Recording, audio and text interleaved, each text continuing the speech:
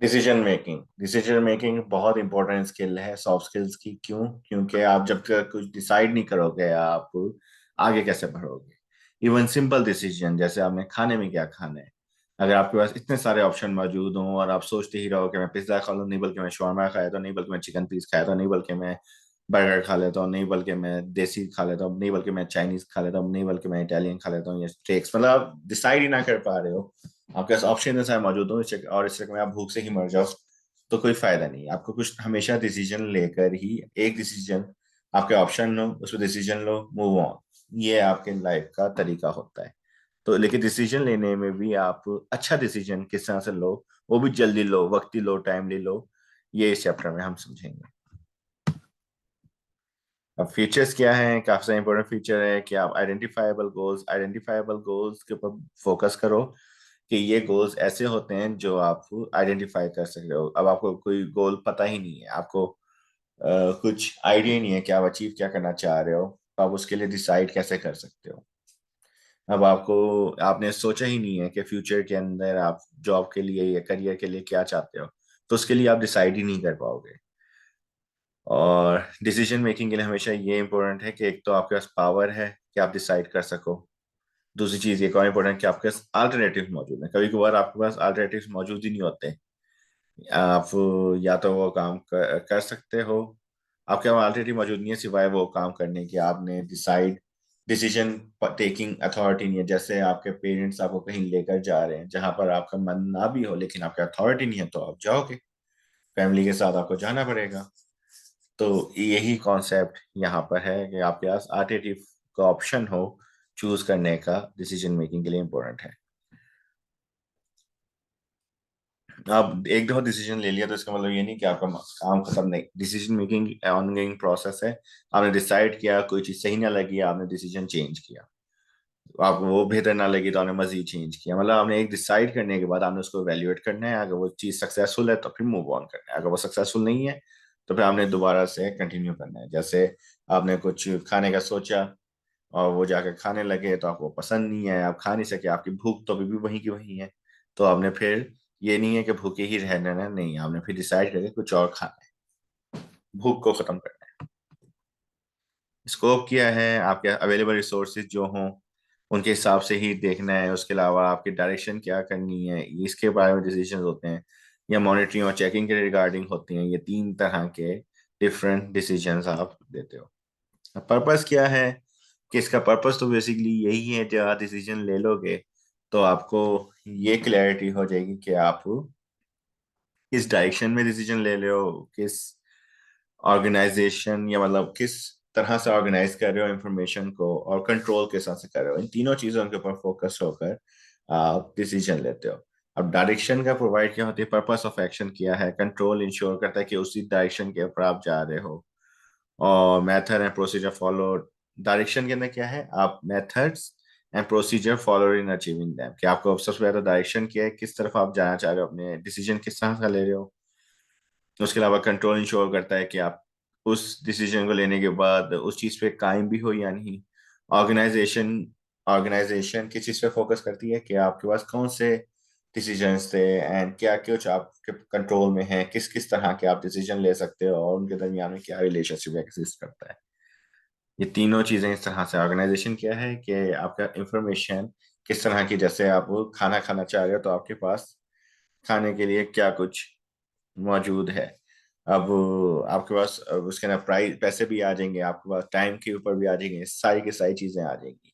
Direction के अंदर अब क्या होगा, आपके पास चार पांच ऑप्शन मौजूद है जो आपके बजट में भी थे, आपका सारा कुछ पैसों में भी थे और आपकी पसंद की चीज भी थी, तो आपने उनमें से एक चीज चूज कर ली एंड उस जगह तक पहुंचने का, अब आपने बाइक के ऊपर जाना है या गाड़ी पे जाना है, उबर करानी है, किस तरह से जाना है उस जगह पर आप पहुंचना चाह रहे हो।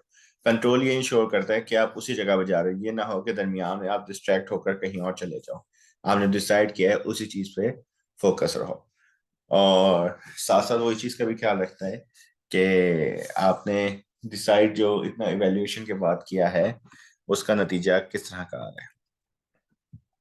अब टाइप्स अलग अलग तरह के होते हैं डिसीजन। प्रोग्राम डिसीजन क्या होते हैं? प्रोग्राम डिसीजन का ये होता है रूटीन के, और decision structure apply to routine problems and repetitive work. आपका डिसीजन रूटीन के प्रॉब्लम्स को देख रहा होता है। जो आप सुबह उठ के दांत साफ करने हैं, आपने मुंह हाथ धोना है, ये प्रोग्राम डिसीजन ऑटोमेटिकली आपकी लाइफ के अंदर चलते रहते हैं। नॉन प्रोग्राम डिसीजन ऐसे होते हैं जो यूनिक अनयूजुअल तरीके से होते हैं। जैसे आप सुबह उठे, पेस्ट नहीं था मौजूद, तो आप बगैर दांत साफ किए तो आप जा नहीं सकते। अब यूनिक डिसीजन आपको क्या लेना पड़ेगा? बगैर दांत साफ किए बगैर चले जाओ अपने काम के ऊपर, या शॉप पर जाओ, पेस्ट परचेज करके आओ, फिर दांत साफ करो। अब ये यूनिक डिसीजन है। अब इनिशिएटिव फॉर फोर्स डिसीजन क्या होता है कि किसी और की वजह से आपको फोर्स किया जाए डिसीजन, आपके पास चॉइस नहीं है सिचुएशन के हिसाब से। जैसे अब मैं एग्जांपल देता हूँ, आपके फैमिली मेंबर आपको कहीं लेके जा रहे हैं, आपके पास चॉइस ही नहीं है कि आप खुद से कर सको। डिसीजन मेकिंग अंदर certainty, uncertainty and risk condition. अब सर्टेनिटी के अंदर कि आपको श्योरिटी है कि आगे जाकर क्या होगा, उस हिसाब से आप तैयारी करके जाओ। आपको पता है कि कल के दिन बारिश नहीं होगी बहापुर में, तो आप उस हिसाब से अम्ब्रेला के बगैर आराम से बाहर फिर सकते हो। लेकिन इस्लामाबाद में आप रह रहे हो, तो इस्लामाबाद में आपको अनसर्टेनिटी है, आपको क्लियर नहीं है कि कल बारिश होगी या नहीं होगी, लेकिन इसलिए आप हर वक्त अपने साथ एक अम्ब्रेला लेकर फिरते हो। और रिस्क की कंडीशन या अनसर्टेनिटी दोनों तकरीबन सेम ही चीज है। पर्सनल डिसीजन क्या होता है? इससे आप अपने आप पर फोकस करो, सिर्फ अपने लिए ही आप डिसीजन करते हो, वो पर्सनल डिसीजन होते हैं। अपने गोल्स एंड ऑब्जेक्टिव सेट करते हो, उसके रिगार्डिंग डिसीजन करते हो। Individual decision, group decision. Individual decision वो होते हैं जो इंडिविजुअल को अफेक्ट करें, एंड ग्रुप डिसीजन वो होते हैं जो ग्रुप को अफेक्ट करें। अब ग्रुप डिसीजन के अंदर एक और चीज फोकस है, group loyalty needs to precede individual interest. के ग्रुप के ऊपर, ग्रुप की बेहतरी ग्रुप डिसीजन के लिए ये जरूरी है कि ग्रुप की बेहतरी प्रायोरिटी ले, ग्रुप की बेहतरी प्रायोरिटी ले as compare to individual interest. भले इंडिविजुअल किसी को कोई चीज बुरी भी लग रही हो, लेकिन ग्रुप के लिए फायदेमंद हो तो वो डिसीजन लिया जाए।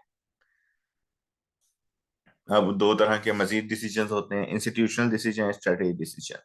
इंस्टीट्यूशनल डिसीजन क्या होते हैं? इंस्टीट्यूशन की लिमिट है, पॉलिसी मेकिंग हो गई, covering various program and activities के डेली। इंस्टीट्यूशनल डिसीजन जो रोजमर्रा के काम होते हैं इंस्टीट्यूट के, एक तरह से प्रोग्राम डिसीजन ही होते हैं, शेड्यूलिंग वगैरह और पॉलिसी मेकिंग।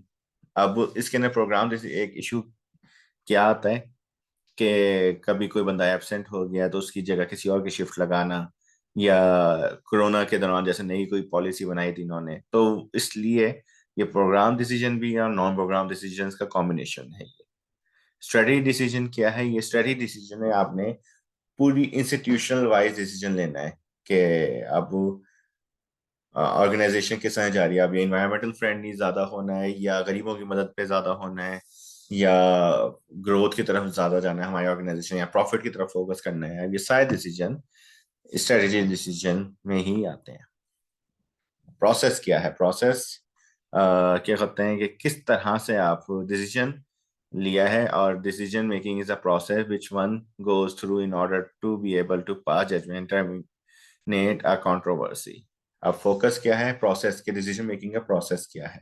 स्टेप्स होते हैं डिफरेंट। अब ये डिफरेंस, पहला स्टेप क्या है? Recognising the problem. आपका प्रॉब्लम जब तक रिकॉग्नाइज नहीं करोगे, आपने अगर प्रॉब्लम गलत रिकॉग्नाइज की हुई है, जैसे मार्केटिंग मायोपिया के अंदर था कि आपने प्रॉब्लम रिकॉग्नाइज की कि चूहे मारने की मशीन चाहिए लोगों को, हमने चूहे मारने की मशीन बनाने लग गए। हालांकि माउस ट्रैप्स नहीं चाहिए थे लोगों को चूहों से छुटकारा चाहिए था, हमने गलत आइडेंटिफाई की, गलत सोल्यूशन प्रोवाइड किया, तो उसकी वजह से आपको नुकसान उठाना पड़ा। अब analysing, diagnosing, evaluating a problem. अब देखो, आपने रिकॉग्नाइजिंग प्रॉब्लम कर ली, उसके बाद एनालाइजिंग, डायग्नोजिंग, एवेल्युएटिंग प्रॉब्लम। अगला स्टेप क्या है? आपने इवेल्युएट, डायग्नोज करना है कि प्रॉब्लम के अंदर क्या कुछ ऑप्शन है, आपके पास ऑप्शन कौन कौन से मौजूद हैं, ये सारी चीजें इसके अंदर आ जाएंगी। अब क्राइटेरिया सेट करना है आपने कि क्राइटेरिया आप किन किन चीजों को देखते हुए आपने इस चीज को सॉल्व करना है। आपने वैल्यूज को देखना है, कल्चर वैल्यू को देखना है, फैमिली को देखना है, ऑर्गेनाइजेशन को देखना है, सोशल नॉर्म्स को देखना है, आपने जेंडर को देखना है, या किस तरीके से कि अगर आपने चलो परचेज करना है तो फाइनेंसिस को देखना है, आपने कलर को देखना है, क्वालिटी को देखना है। अब किन आपने एक क्राइटेरिया सेट कर देना है, उसको फिर वेटेज देनी है किसी हिसाब से कि मेरे लिए ज्यादा इंपॉर्टेंट चीज क्या है।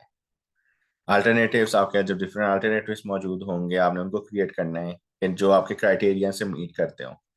और फिर उनमें से एक उनके रिगार्डिंग आपने इंफॉर्मेशन कलेक्ट करनी है। इंफॉर्मेशन कलेक्ट करने के बाद आपने ये बताना है कि कि कौन सी चीज ज्यादा बेहतर है। आपने अल्टरनेटिव्स क्रिएट कर दिए, उनके रिगार्डिंग इंफॉर्मेशन कलेक्ट की, फिर उस इंफॉर्मेशन को एनालाइज करना है। एनालाइज करने के बाद आपने सेलेक्ट करना है। सेलेक्ट करते हुए आपने इन चीजों का क्या रखना है। अब रिस्क का क्या होता है कि रिस्क क्या है, एक डिसीजन लेने के बाद अगर रिस्क ज्यादा हो रहा हो तो आपने उस डिसीजन को अवॉइड करना है। लेकिन कुछ लोग होते हैं वो रिस्की नेचर के होते हैं, कि वो रिस्क टेकर होते हैं। तो उस केस के अंदर आप रिस्की डिसीजन भी लेने से वो नहीं डर रहे होते। जबकि कुछ दूसरे लोग होते हैं वो रिस्क अवॉइडर होते हैं, जो रिस्क लेने से घबरा रहे होते हैं। तो उस केस के अंदर रिस्क अवॉइडर्स को भी इग्नोर, वो रिस्क अवॉइडर जो होते हैं वो रिस्क को इग्नोर करते हैं। Economy of effort. Okay, sustained effort, avoidance of frequent changes in plan go a long way in making suitable decision. अब एक डिसीजन ले लिया आपने तो उसको बार बार चेंज ना करो, फोकस रखो। और ये इस तरह से आप सोल्यूशन फोकस करते हो। कभी कभी लिमिटेशन और रिसोर्सेज होते हैं, आपके सोर्सेज नहीं होता, आपका टाइम नहीं होता, पैसे नहीं होते, काफी सारी चीजें होती हैं जिसकी वजह से आप डिसीजन बेस्ट डिसीजन को नहीं ले पा रहे, तो आपको सेकंड बेस्ट से गुजारा करना होता है। टाइमिंग टाइमिंग क्या होती है कि प्रोक्रेस्टिनेशन भी ना हो, ना ही आप जल्दबाजी में डिसीजन लो। आप बेस्ट टाइम लो, बेस्ट तरीके से डिसीजन करो जितना ज्यादा आप कर सकते हो। एक्सपीरियंस क्या है, आप एक्सपीरियंस, अगर एक्सपीरियंस बंदे हो तो ऑब्वियसली ज्यादा बेहतर डिसीजन ले पाओगे एज कम्पेयर टू कोई बंदा जिसको पता ही नहीं उसके बारे में क्या डिसीजन लेना है। अब आप एक रेस्टोरेंट में गए हो, उस रेस्टोरेंट का पहले एक्सपीरियंस है तो आपको पता है कौन सी डिश बेहतर है कौन सी बुरी है, तो आप बेहतर ऑर्डर करोगे। एक एक नया बंदा गया है, उसको पता ही नहीं है कि क्या क्या चीज़ अच्छी है यहाँ, क्या बुरी है, तो वो उसके लिए रिस्की होगा वहां पर। एक्सपेरिमेंटेशन, कभी कभार अल्टरनेटिव ट्राई करना चाहिए। अब आपको ताकि पता लग जाए कि कौन सी चीज़ आपके लिए बेहतर है, कौन सी चीज़ आपको नुकसान पहुंचा सकती है। तो काफ़ी सारी चीज़ें। अब रिसर्च एंड एनालाइज, अब आपके पास इंफॉर्मेशन जब आ जाए तो उसको रिसर्च भी करें, एनालाइज भी करें कि कौन सी चीपर है, कौन सी एक्सपेरिमेंटेशन के जरिए है। काफ़ी सारी चीज़ें देखनी होती हैं। अब वही बात जो मैंने बताई थी, रिकग्नाइजिंग प्रॉब्लम सबसे पहले, उसके बाद एनालाइजिंग करनी है उस प्रॉब्लम को, फिर स्टेब्लिश क्राइटेरिया। पहले प्रॉब्लम रिकग्नाइज की, हमें मोबाइल चाहिए, एनालाइज किया प्रॉब्लम को, रिकग्नाइज प्रॉब्लम हमें मोबाइल खराब हो गया, एनालाइज किया प्रॉब्लम, उसका सोल्यूशन बेस्ट किया, आप नया मोबाइल परचेज कर लो।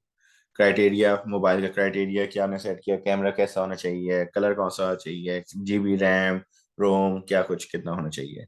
अल्टरनेटिव्स बनाए, कौन कौन सा ब्रांड्स के हैं चीज़ें।